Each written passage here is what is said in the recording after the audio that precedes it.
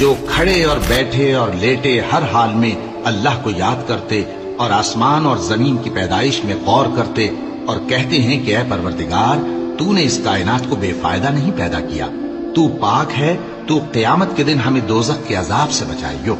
ऐ परवरदिगार, जिसको तूने दोज़ख में डाला उसे रुस्वा किया और जालिमों का कोई मददगार नहीं होगा। ऐ परवरदिगार, हमने एक पुकारने वाले को सुना कि ईमान के लिए पुकार रहा था कि अपने परवरदिगार पर ईमान लाओ, तो हम ईमान ले आए।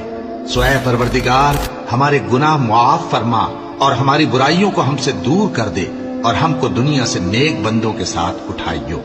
ऐ परवरदिगार, तूने जिन जिन चीजों के हमसे अपने पैगंबरों के वास्ते से वादे किए हैं वो हमें अता फरमा और क़यामत के दिन हमें रुस्वा न कीजियो। कुछ शक नहीं कि तू खिलाफ वादा नहीं करेगा। तो उनके परवरदिगार ने उनकी दुआ कबूल कर ली और फरमाया कि मैं किसी अमल करने